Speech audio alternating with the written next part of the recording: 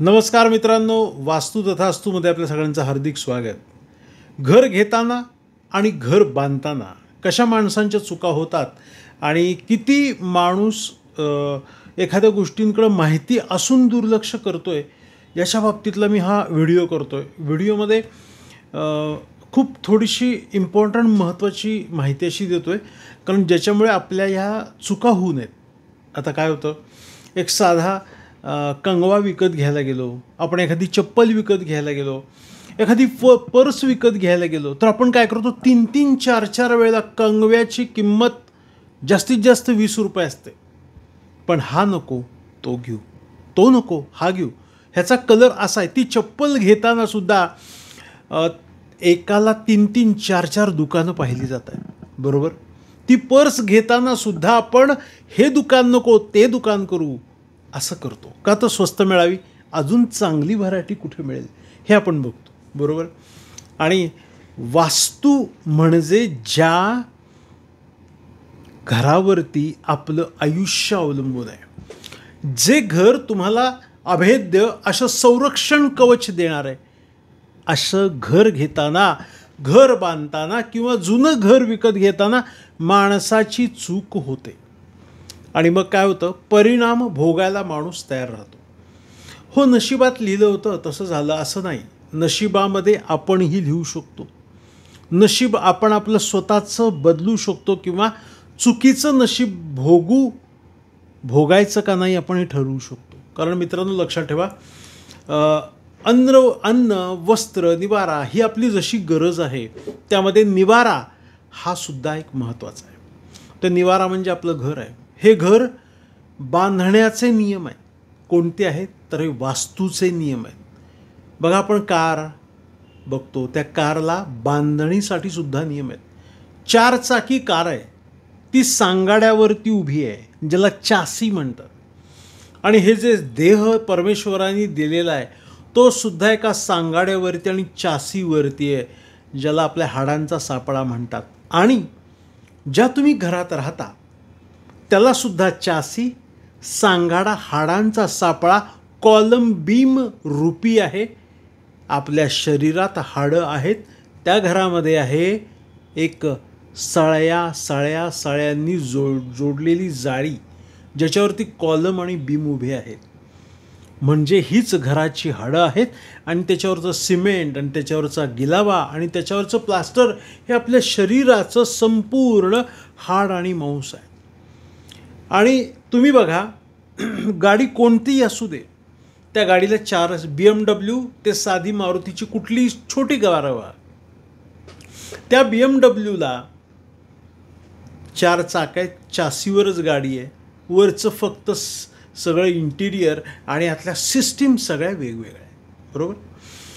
आता आपण बघतो की फॉरेनर माणूस आणि आपण देहबोली, शरीराची सिस्टीम तशीच आहे. ते आउट ऑफ इंडिया, परदेशात आहे म्हणून त्यांचा कान काही इथं गालायला लागलेला नाही आहे किंवा त्यांचा डोळा काही हनवटीला लागलेला नाही. अगदी श्रीमंत असू दे किंवा गरीब असू दे, यामध्ये सगळ्यांचे देह तसेच आहेत. परमेश्वरांनी निर्माण करताना भाग्य प्रत्येकाला वाटून दिले, पण प्रत्येकाच्या प्रारब्धानुसार, प्रत्येकाच्या कर्मानुसार आणि प्रत्येकाच्या ज्ञानानुसार आणि त्याच्या आई वडिलांच्या आणि पिढीजात आलेल्या प्रारब्धानुसार माणूस घडतो, बिघडतो, जन्मास येतो आणि वरती जातो. त्यामुळे तुम्ही लक्षात घेतलं पाहिजे की आपलं भाग्य घडवणारे आपण आहोत. कोणतं भाग्य, जे परमेश्वरांनी हातचे म्हणून आपल्या हातात ठेवले. आपण 10वीपर्यंत एका मार्कांवरती खूप खुश होतो. कोणते हातचे मार्क? कोणते हातचे मार्क होते? जोड्या लावा आणि कुठे गाळलेल्या जागा भरा. पटपट पटपट सोडून आले बाबा, एकदाची जोड्या लावा, गाळलेल्या जागा भरल्या, हे हातचे मार्क मिळाले, आपण खुश झालो. 15-20 मार्क आपले फिक्स झाले. तसं मित्रांनो, परमेश्वरांनी 50% भाग्य तुमच्या हातामध्ये ठेवलेले वास्तूचं भाग्य त्याला म्हणतात. निदान ते तरी व्यवस्थित असलं तरीसुद्धा तुमच्या भाग्यातले अडथळे हे कमी होऊ शकतात. आणि माणूस नेमका इथेच चुकतो की कर्मही चुकतात, आणि वास्तूचे दोषही पाठीमागे लागतात. नवीन घर घेताना काय पाहिले पाहिजे हे मी सांगणार आहे आणि माझ्या बऱ्याचशा व्हिडिओमध्ये तुम्हाला मी 1000 वेळेला सांगितलं. पण घर घेताना चूक करू नका. अहो, चप्पल दर महिन्याला विकत घेऊ शकतो, हे शर्ट दर महिन्याला विकत घेऊ शकतो, गाडी घोडा काय तुमच्या वस्तू आहेत ना, घड्याळ तुटली, अजून इतर चष्मे तुटले, काही झालं दर महिन्याला विकत घेऊ शकतो. घर घेताय का दर महिन्याला? घर बांधताय का दर महिन्याला? बांधताय का तुम्ही इंडस्ट्री दर महिन्याला? प्लॉट घेताय का रोज? नाही ना. ही वन टाईम गोष्ट आहे. कोणतीही वास्तू माणसाच्या आयुष्यामध्ये किती येते माहिती का? जास्तीत जास्त 3 घरं येतात. 3 घरं. या तिन्ही घरामध्ये भाग्य आपलं 50% लपलेलं आहे. त्यामुळे लक्षात ठेवलं पाहिजे की आपल्या लहानपणीच्या घर कसं होतं, त्यामध्ये काय दोष होते आणि त्यात काय गुण होते, त्यानुसार आपलं भाग्य आहे. आपण शिकलो, सवरलो आणि पुढे आपलं मार्गस्थ झालं. तरुणपणामध्ये तुम्ही घेतलेला फ्लॅट हा 3रा आहे. ही दुसरी वास्तू तुमच्या आयुष्यात आली.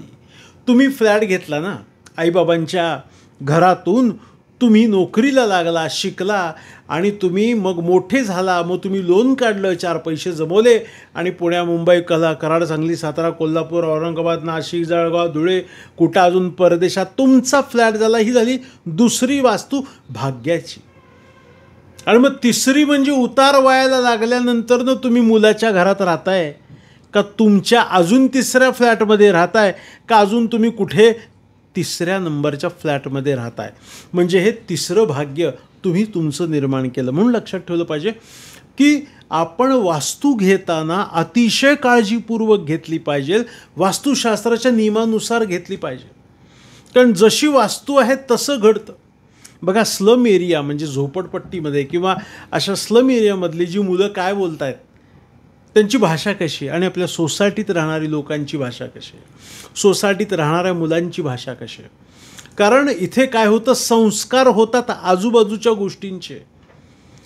वैदिक ग्रंथामध्ये म्हणजे मयमतम विश्वकर्मा, मानससार आणि विविध प्रकारचे असे ग्रंथ आहेत ज्याच्यामध्ये वास्तुशास्त्राचे उल्लेख केलेले. त्यामध्ये सांगितले तुमच्या घराचा शेजार कशाचा असावा, नदी नाल्याचा नसावा, समुद्राचा नसावा, डोंगराचा नसावा, हमरस्ता म्हणजे हायवेंचा नसावा, जिथे शुश्रूषालय म्हणजे काय आलं, हॉस्पिटल, देवालय, स्मशान अशांचा शेजार घराशी नसावा. का सांगितलं? कारण इथून येणारे पॉझिटिव्ह निगेटिव्ह गोष्टी मंदिरातून अतिऊर्जा पॉझिटिव्ह बाहेर पडते. स्मशान, हॉस्पिटल किंवा इतर ह्या ज्या काही निगेटिव्ह क्षेत्र आहेत ज्याला आपण कब्रस्तान म्हणतो, इथून निगेटिव्हिटी बाहेर पडते. का? तर माणसाला माहिती आहे पॉझिटिव्ह आणि निगेटिव्ह काय. मग तुमच्या घराच्या शेजारी काय आहे हे तुम्ही फ्लॅट घेताना बघताय का? हे एक वास्तुतज्ञ सांगू शकतो ज्याला 25 वर्षाचा अनुभव आहे. लक्षात घ्या. हे तळमळीने सांगण्याचं कारण काय तुम्हाला सांगतो. आज लोकं असे प्लॅन पाठवतात, हे बघा असे प्लॅन पाठवतात आणि मग म्हणतात की सर हा फ्लॅट बघून चांगला ना, सांगा ना, वास्तूनुसार आम्ही पाहिलेलं आहे, आम्हाला वास्तुशास्त्र कळतं तुमचेच व्हिडिओ बघून. अरे पण आम्ही जे वास्तुशास्त्र सांगतोय ते वास्तुशास्त्र तुम्हाला जे माहिती आहे ते फक्त 10% आहे. आम्हालाही आज 24 वर्ष अभ्यास करून 60%पर्यंतच त्या एवढ्या मोठमोठ्या ग्रंथातून असणारं वास्तुशास्त्र कळलेलं आहे. लोक फक्त प्लॅनवरनं आमचा फ्लॅट वास्तूनुसार 100%. अरे हे नुसतं कागदच जर वास्तुशास्त्र असता तर ऋषीमुनींनी एवढे हजार पानी ग्रंथ लिहिले नसते. अलग लक्षात. मयमतम, विश्वकर्मा प्रकाश, मानससार आणि विविध प्रकारचे असे ग्रंथ आहेत की ज्याच्यामध्ये वास्तुशास्त्र म्हणजे निसर्ग नियमानुसार घर कसं बांधावं, घर कसं असावं याचं शास्त्र लिहिलं आहे. त्यामुळे लोकांना काय वाटतं की बघा मी वास्तुनुसार फ्लॅट घेतला, पूर्वेला एंट्रन्स आहे, ईशान्येला हॉल आहे, आग्नेयेला किचन, तरी माझ्या घरात प्रॉब्लेम आहे, म्हणजे वास्तुशास्त्र खोटं. हे तुमच्या अज्ञानामुळे होत आहे.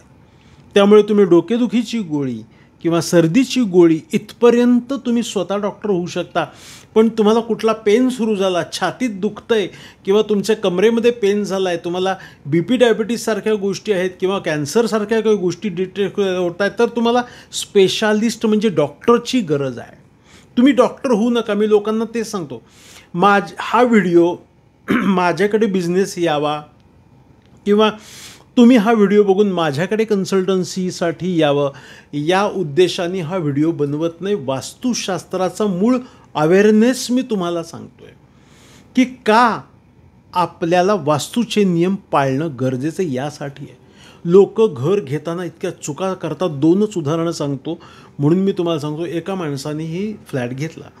फ्लॅट घेतल्यानंतरनं त्या फ्लॅटमध्ये गेले मी त्यांना सांगितलं पूर्वीची अशी हिस्ट्री होती आणि अशा पद्धतीने आपण हा फ्लॅट घेणं हे हानिकारक आहे. ते राहायला गेले आणि पुन्हा त्याचे प्रॉब्लेम सुरू झाले. कारण विषय असा होता की त्यांचे मिस्टर काय घराचा व्ह्यू आहे, वा 14व्या मजल्यावरती हा फ्लॅट आहे, सेंट्रल प्लेस आहे, एकदम मला 2 पार्किंग मिळालेले आहेत, मी इतका करोडोंचा फ्लॅट घेतलेला आहे, मी लोन करून घेतलेला फ्लॅट आहे. फ्लॅट घेतल्यानंतरच्या ह्या गोष्टी घरामध्ये असणाऱ्या दोषांकडे त्यांनी दुर्लक्ष करून राहायला सुरुवात केल्यानंतरनं आणि राहायला गेल्यानंतरनं वर्षभरात जे प्रॉब्लेम आले ते त्यांच्या मिसेसनी मला कथन करून सांगितले. आणि जेव्हा मी वास्तू व्हिजिटला गेलो तेव्हा या गोष्टी सगळ्या निदर्शनास आल्या की नाही म्हणल्यानंतरनं सुद्धा घेतल्यानंतरनं काय प्रॉब्लेम येऊ शकतात. अशीच एक घटना आहे की एक जमीन माझ्या क्लायंटने विकत घेतली. तर हे औरंगाबादचे आणि अजून एक सेम गडिंग्लजचे क्लायंट आहेत. जमिनीचेच विषय सांगतो. फ्लॅटचा मी विषय तुम्हाला सांगितला की यांनी एक जमीन विकत घेतली आणि जमीन विकत घेताना एक प्लॉट आहे गडिंग्लजमधला, तो सांगतो त्याच्या की सर आम्ही पूर्व पश्चिम बघून प्लॉट घेतलेला आहे, तुम्ही या वास्तू व्हिजिटला घर बांधकाम करायचं आहे. लक्षात घ्या, जमीन घेताना तुम्हाला काळजी घेतली पाहिजे.